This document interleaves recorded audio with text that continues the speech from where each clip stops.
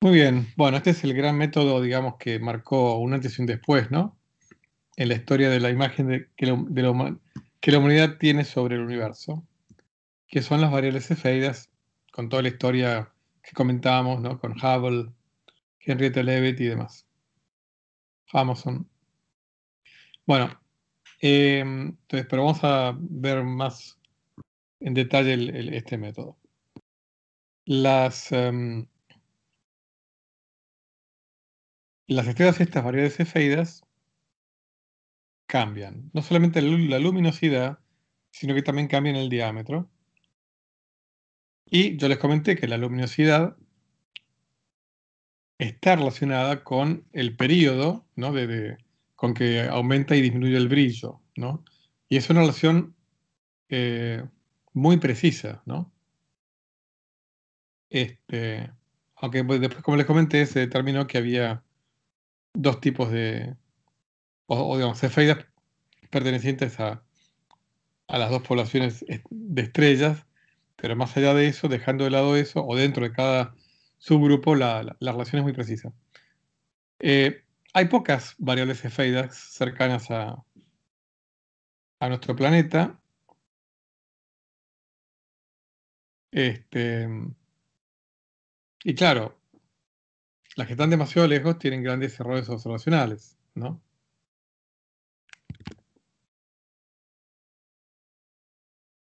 Con lo cual, tampoco fue tan trivial utilizar este método para determinar distancias, ¿no?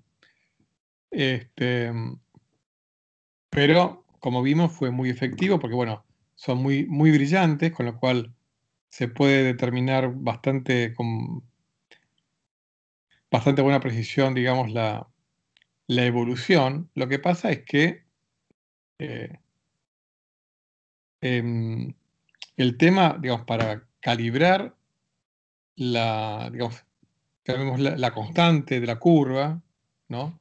Magnitud absoluta versus periodo, digamos, en algún momento hay que determinar la distancia, alguna cefeida por otros métodos, ¿no? Bueno, eso es lo que se empezó a hacer a comienzos del siglo pasado, todo lo que vimos antes. Este, yo les voy a comentar una cuestión más cercana al tiempo para ver un poco cómo fue evolucionando la cuestión y dónde estamos parados. Acá hay un artículo de Nature del año 2000, de Lane y colaboradores, el título Detección directa de pulsaciones de la estrella cefeida, ZGEM, y una calibración independiente de la relación periodo-luminosidad. O sea, un poco para que vean cómo este problema se sigue trabajando y mejorando, ¿no? Hasta este siglo, inclusive, ¿no? ¿Qué hicieron este grupo? Bueno, midieron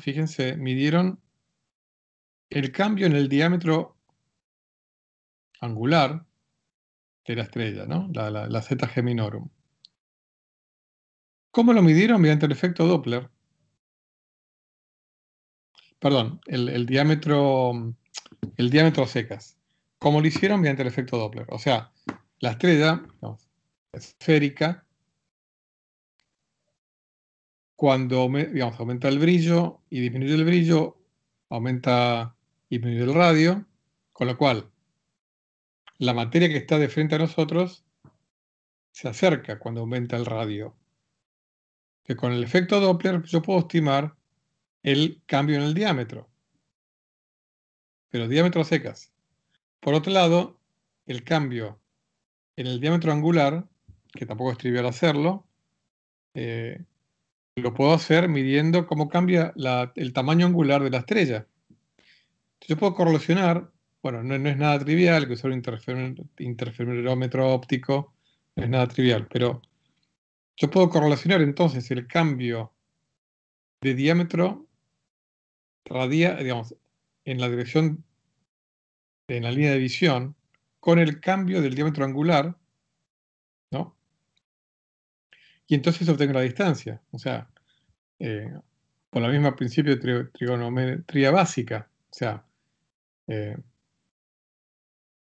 Si el radio es igual a el radio angular por la distancia, la velocidad del cambio radial es igual, dividido la velocidad angular va a ser igual a la distancia. ¿Eh? Esto es lo que hicieron. Lo que pasa es que para poder hacer esto, se imaginan, implica un grado de precisión, digamos, que era imposible de lograr hace 100 años, ¿no? O sea, realmente medir el efecto Doppler de la luz que viene del, digamos, del frente de la estrella hacia nosotros, el corrimiento de las líneas producto de que la estrella se expande hacia nosotros y se contrae, ¿no?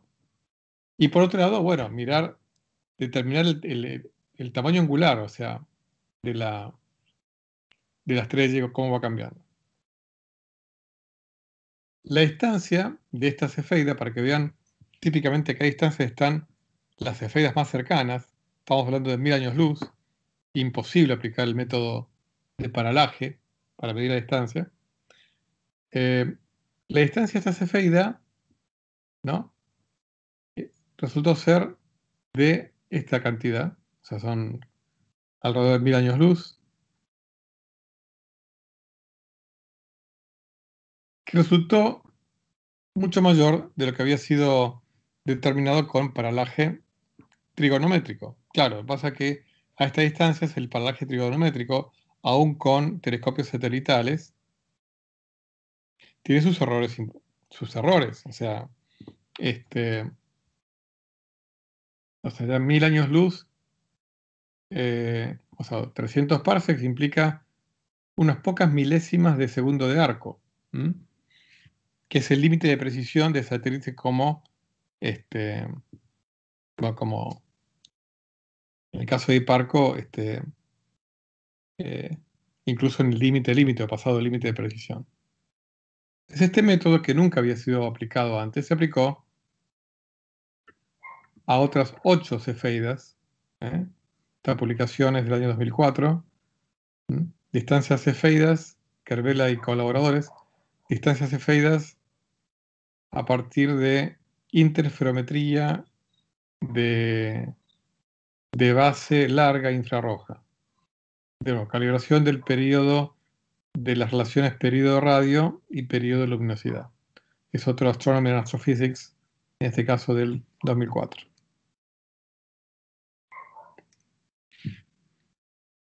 Estas determinaciones se siguen mejorando. Por ejemplo, hay un artículo mucho más reciente, que tiene un par de años, un año tiene de antigüedad, Ripepi, Molinario, Marconi, Cioni, distancias a cefeidas basadas en las observaciones de Gaia y el BMC Vista. Entonces acá lo que hicieron fue utilizar una muestra de más de 4500 cefeidas de la gran nube de Magallanes. A estas cefeidas midieron, digamos, la luz. Y la fotometría de estas determinaciones fue hecha por el telescopio Vista y por el Observatorio Europeo del Sur. Acá hay muchos nombres, ¿no?, que ustedes no conocen. El Vista Magellanic Clouds Survey, o sea, es la muestra de las nubes de Magallanes del Vista, que pertenece al ESO.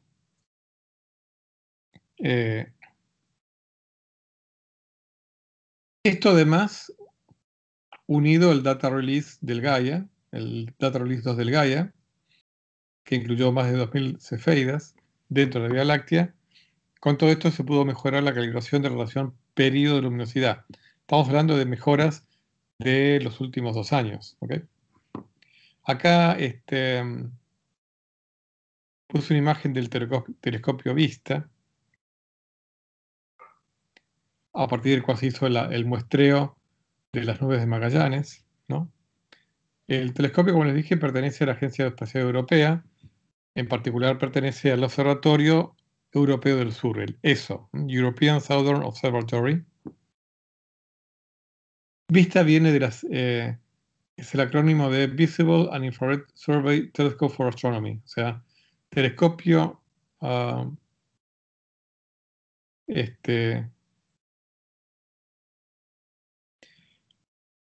telescopio para muestra astronómica en el visible y en el infrarrojo, algo así, ¿no?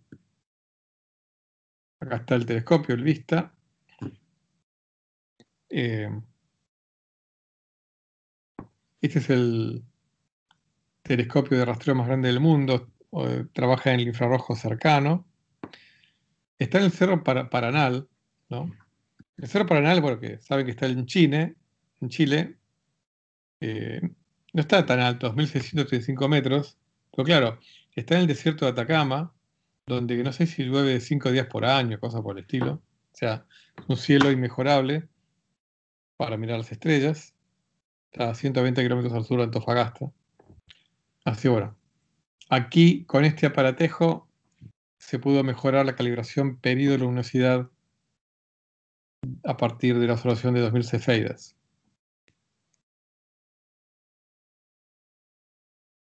Bueno, acuérdense que acá estamos citando los métodos de movimientos propios, ¿no? O sea, todo esto lo que tiene en común es medir cambios angulares, ¿no? De objetos, movimientos propios. Cuarto miembro de este subconjunto de métodos es midiendo el movimiento propio del material eyectado por supernovas y con eso obtener información sobre distancias.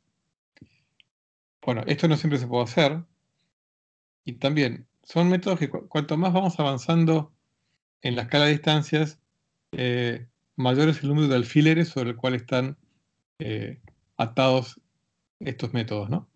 En este caso, basta con suponer una explosión que tenga al menos simetría cilíndrica, no necesariamente simetría esférica. Entonces, bueno, la simetría cilíndrica es un caso particular de simetría esférica, ¿no? O al revés, perdón. La simetría esférica es un caso particular de simetría cilíndrica. Entonces, digamos, el cilindro, digamos, tiene como eje, o el eje del cilindro es transversal a la línea de visión. O sea, lo que pido es eso, ¿no? ¿Pero para qué? O sea, es como un cilindro que está transversal a la línea de visión. Bueno, para poder correlacionar la velocidad radial, es lo mismo que vimos antes. O sea, yo la velocidad radial, lo que vimos acá con parajes estadísticos, y en el caso de yo acá, con el método Doppler puedo estimar velocidades radiales. Y midiendo los movimientos propios, puedo estimar velocidades transversales. Yo puedo obtener estimaciones de la distancia si tengo motivos para pensar que las velocidades son las mismas. Si son las mismas, entonces ya está, porque si yo obtuve la velocidad radial, ¿no? Por el método Doppler, la velocidad angular transversal la mido por el cambio del tamaño angular de la supernova. El cociente entre la radial y la angular me va a dar la distancia a esa supernova. O sea, la idea es muy sencilla. Pero bueno, hay que poder medir, fíjense, hay que poder medir dos cosas que no son triviales. O sea, efecto Doppler del material de supernova y por otro lado, medir la velocidad angular de cambio de la nube del material eyectado por una supernova. O sea, no es trivial eso. Pero bueno, si lo hago, puedo detener la distancia. Bueno, esto se aplicó a la famosa supernova que yo les conté que mis contemporáneos y yo pudimos ver en 1987, ¿no? La supernova SN 1987A, allí en la Escuela de Gravitación en Vaquerías, Córdoba, en 1987. Bueno, y millones de otros seres humanos pudieron verlo. Febrero, ¿no? Del 87. Esta supernova estaba en la Gran Nube de Magallanes, y por este método se obtuvo una distancia de 51 kiloparsecs, ¿ok? O sea, más o menos unos 170.000 años luz o algo por el estilo. 160.000. Que es, digamos, más o menos la distancia a la cual está la Gran Nube de Magallanes. Y el radio absoluto del anillo se estimó en la cantidad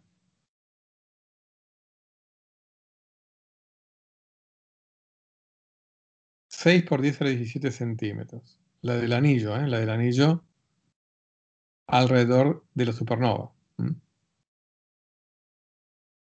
6 por 10 a la 17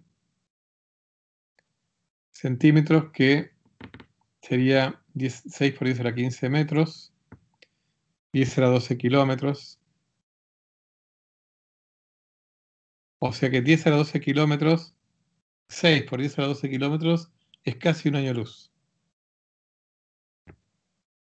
Es el radio que tenía el anillo cuando fue determinado. Y esto, digamos, unos años después de que explotó la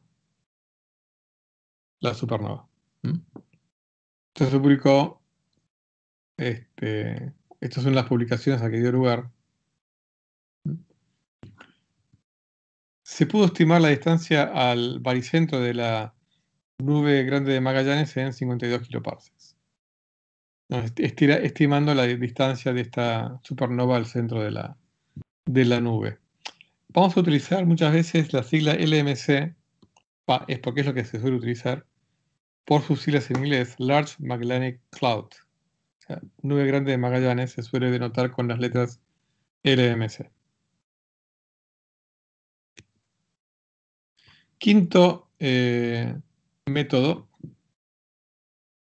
de movimientos propios, el de la medición de la variación temporal del efecto Doppler y el movimiento propio de un objeto que esté en órbita alrededor de una masa central. Concretamente, ¿qué es esto? Supongamos que la línea de visión, ¿no? Nuestra línea de visión está en el plano de la órbita, ¿no? De un determinado objeto que está en órbita alrededor de otro objeto, ¿no? Supongamos que el objeto es circular. Evidentemente, entonces, el plano de la órbita de ese objeto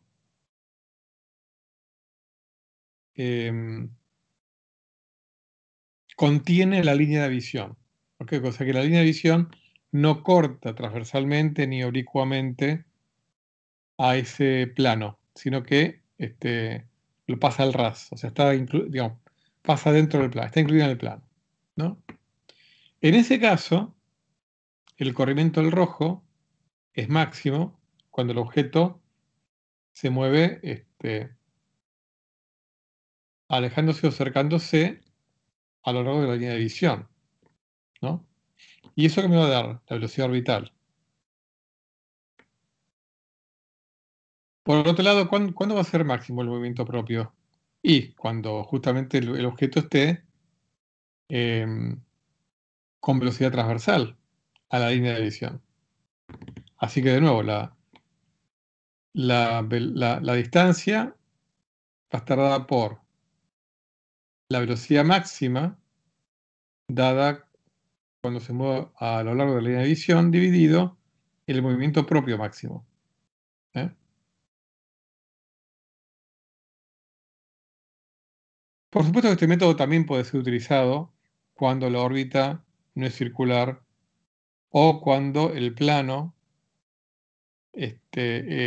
no contiene a la línea de visión, nada más que el efecto no es óptimo, porque digamos, cuando el plano está inclinado respecto a la línea de visión, ya no va a ser óptima la diferencia de, por ejemplo, la velocidad radial no va a ser tan grande como si estuviera el plano conteniendo completamente la línea de visión, ¿no? Y lo mismo el movimiento propio, tampoco va a ser tan grande como si si contuviera completamente la línea de visión, ¿no? Eso se lo puede imaginar, ¿eh? Es más, el límite en donde el plano fuera perpendicular a la línea de visión, directamente no voy a obtener ningún tipo de velocidad radial, ¿eh? Y el movimiento propio va a ser el mismo en todas partes, si es perpendicular a la línea de visión.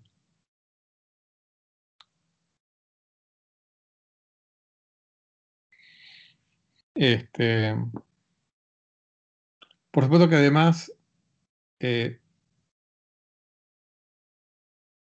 este caso, en donde no sea exactamente coplanar, voy a tener que sacar más información viendo la variación del corrimiento Doppler, que va a ser diferente que en el caso en que sea coplanar. Bueno, en el marco de este método, les doy un ejemplo muy destacado. Muy, muy destacado y muy misterioso, ¿no? ¿Qué es esto que está acá? Este es el agujero negro que está en el centro de nuestra galaxia. El agujero negro supermasivo, que que se denota como Sagitario A estrella, es lo que está acá, ¿no? En realidad, esto no es una imagen real, porque todavía no hemos sacado una foto como si lo hicimos con el que está en M87.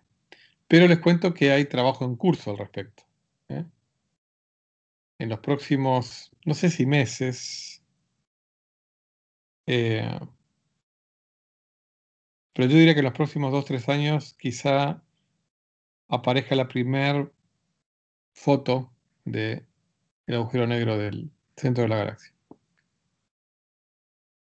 Bueno, esta es una imagen de la Agencia Espacial Europea, concretamente el Observatorio Europeo del Sur. Y esta es una de las estrellas claves para que podamos estar casi seguros de que realmente hay un agujero negro en el centro de nuestra galaxia, que es la estrella S2. Ese viene por Sagitario, ¿no? Porque el centro de la galaxia, de nuestra galaxia, está en la dirección de la constelación de Sagitario. Esta es la estrella S2, que es una estrella que orbita alrededor del agujero negro central, al cual les dije, se lo denomina Sagitario A estrella. Y es una órbita, bueno, muy elíptica. El período de la órbita es de 16 años. Eh, Acá, no sé cómo llamarlo, el periagujero negro, como se llame, ¿no? Es de 20.000 millones de kilómetros, es muy cercano, está bien, son 120 veces la distancia Tierra-Sol, pero equivale a 4 veces la distancia de Plutón al Sol. Realmente, digamos, no sé qué espectáculo se puede ver desde esa distancia, debe ser grandioso, estar nada más que a 20.000 millones de kilómetros de un agujero negro que tiene una masa igual a 4 millones de veces de masas solares, ¿no? La velocidad máxima a la que se mueve la estrella, ¿no? En el periagujero negro es mayor a 25 millones de kilómetros por hora. Este, Esto en kilómetros por segundo eh, es bastante. A ver, a vuelo de pájaro me da como 7.000 kilómetros por segundo. O sea, estamos hablando de 2 órdenes de magnitud mayor a la velocidad de la Tierra o del Sol.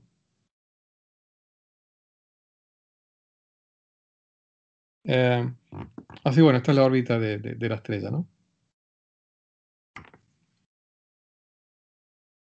Una de las cosas que fue detectada es que el corrimiento del rojo gravitacional, cuando está en el periagujero negro, es notable. O sea, la luz de la estrella se corre el rojo efectivamente cuando está acá. Por supuesto que no es tan grande el corrimiento del rojo. Esto es para que, digamos, para que se note, pero digamos, no. Digamos, el grado de precisión para detectar, o sea, en realidad si uno viera las imágenes reales de esta estrella no son así tan claras, ni mucho menos. Son píxeles que van cambiando en intensidad. O sea, no. Esto va por la imaginación, digamos, del artista, ¿no? Como esto se empezó se pudo identificar esta estrella hace no mucho más de 20 años, bueno, hasta ahora hemos podido seguir una órbita completa de la estrella, ¿no? Y ya vamos por la segunda, por supuesto. Entonces, bueno, volviendo al método, ¿no? ¿No? De suponiendo que la estrella orbita alrededor de una masa central en un plano que incluye bastante bien a la línea de visión. ¿Qué es el caso, no? O sea, no es que sea exactamente coplanar, pero em, bueno, estas determinaciones se hicieron con el VLT, o sea, el Very Large Telescope, que también pertenece a la Agencia Espacial, al Observatorio Europeo del Sur. Y, entre otras cosas, dio la mejor estimación de cuál es nuestra distancia al centro de nuestra galaxia, que es de 7,9 kiloparsecs. O sea, más o menos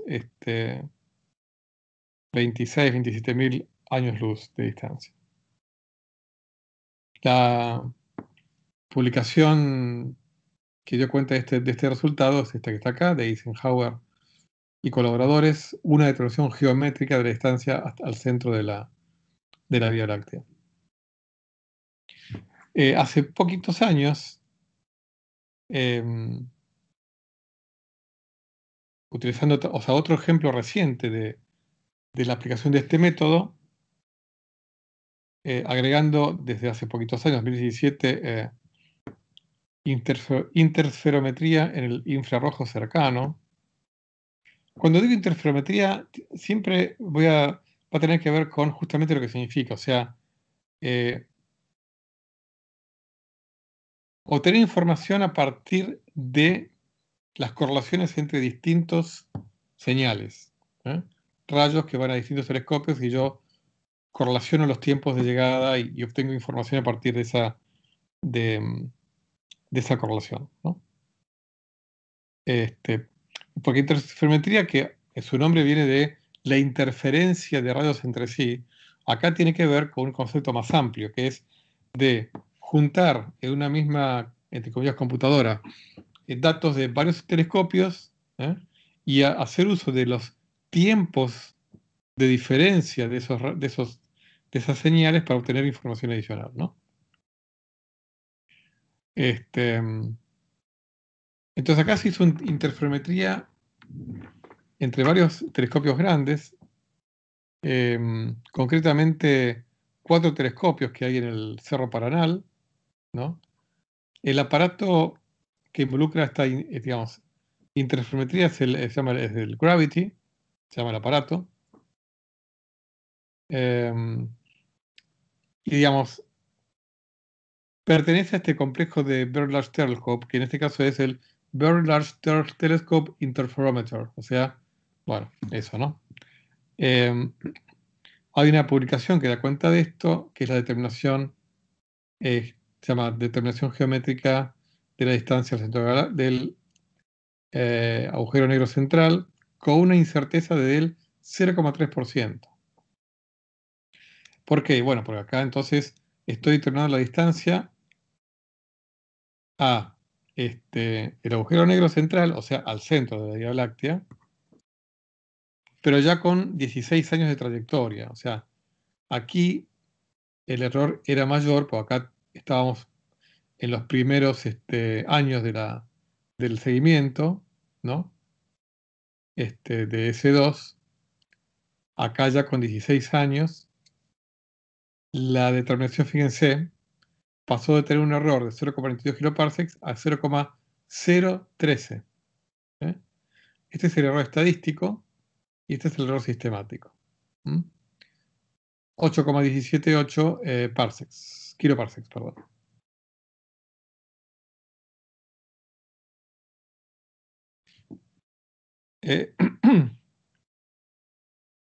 Esto uno podría intentar aplicarlo a otras galaxias que tengan agujeros negros en su centro.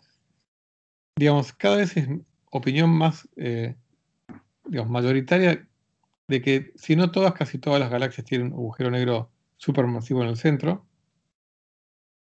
Y entonces, ¿qué pasa? Los discos de acreción, ¿no?, que están alrededor de estas galaxias, muchas veces tienen fuentes localizadas de microondas. Se lo llama masers o masers, ¿no? Masers.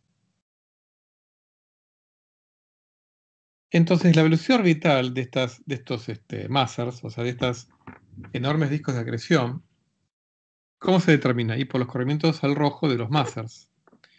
¿En dónde? Bueno, en el borde del disco, cuando se alejan y cuando se aproximan, ¿no? Suponiendo que las órbitas son más o menos circulares, o sea que, digamos que tengo simetría cilíndrica transversal, ¿no? Si medimos el movimiento propio transversal, ¿no?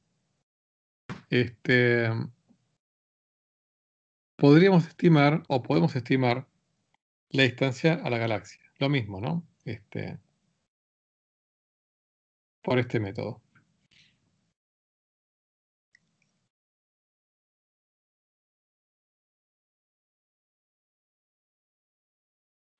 Bueno, en ese sentido hay algunas publicaciones. Una es de Herstein y colaboradores, un Nature del año 99. Una distancia al 4%, la galaxia NGC 4258, a partir de movimientos orbitales de gas nuclear en el disco. La distancia de esta galaxia de 7,2 megaparsecs con un error de 0,3 megaparsecs. Esta es una galaxia particular porque es una de las 28 galaxias de núcleo activo, que son básicamente galaxias que tienen un núcleo particularmente activo, o sea, mucho más activo que el de una galaxia común, ya sea espiral o elíptica, con lo cual en estos casos lo que hay es seguramente un agujero negro mucho más grande que el que hay en nuestra galaxia, con mucha mayor cantidad de materia cayendo constantemente en este agujero negro y acelerándose y orbitando, ¿no?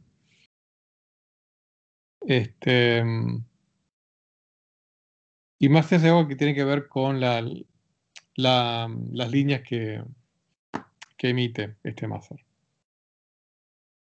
Acá hay una referencia bastante reciente de Wright y colaboradores, una medida mejorada para esta misma galaxia 4258 NGC, y en este caso implicaciones para la constante de Hubble.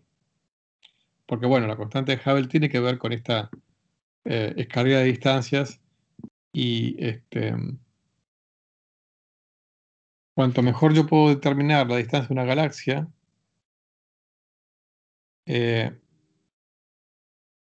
acuérdense que si yo además tengo identificada alguna cefeida en esa galaxia, puedo mejorar mi calibración de las cefeidas y por lo tanto mejorar mi determinación de distancias en general, mi escala de distancias.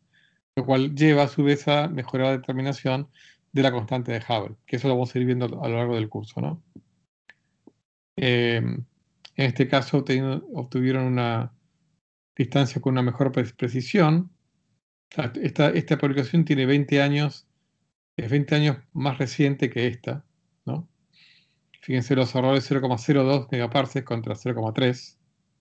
El error estadístico, el sistemático es comparable. Y bueno, justamente este resultado se usó para calibrar la relación cefeidas, lo cual les dio un valor para la constante cosmológica de 72, perdón, para la constante de Hubble, de 72 más menos 1,9 kilómetros por segundo por megaparsec. Acuérdense que yo se los comenté en la introducción del curso de la tensión cosmológica. Acuérdense que la determinación de la constante de Hubble por métodos que involucren el fondo cósmico de radiación da una constante del orden de 67, ¿no? Otra publicación anterior, intermedia entre estas dos, es una de Brunhaller y colaboradores, distancia geométrica y movimiento propio a la galaxia del Triángulo, M33,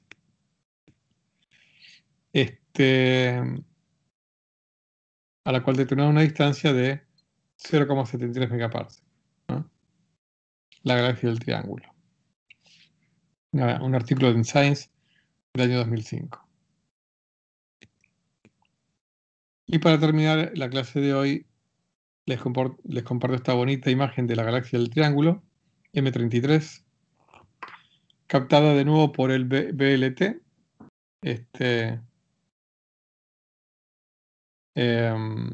del observatorio en el Cerro Paranal. En este caso, bueno, concretamente el telescopio de muestra BST que pertenece al BLT, ¿no? Ustedes vieron acá 0,7 megaparsecs es poco más de 2 millones de años luz. ¿Mm? Yo les dije que la galaxia de Andrómeda es la galaxia espiral más cercana a nosotros, comparable de tamaño a la nuestra, que está más o menos 2 millones de años luz. Esta está un pelín más lejos, pero casi a la misma distancia. Y bueno, por eso es la segunda galaxia grande más cercana después de Andrómeda, ¿eh? Es nuestra vecina siguiente después de Andrómeda. Y como verán, es una galaxia espiral rica en polvo, en gas, en estrellas brillantes, en estrellas que están naciendo. Acá se ven muchas nubes brillantes, muchas de las cuales son cunas de futuras estrellas. Una muy bonita foto esta, de la galaxia del Triángulo. Bueno, muy bien.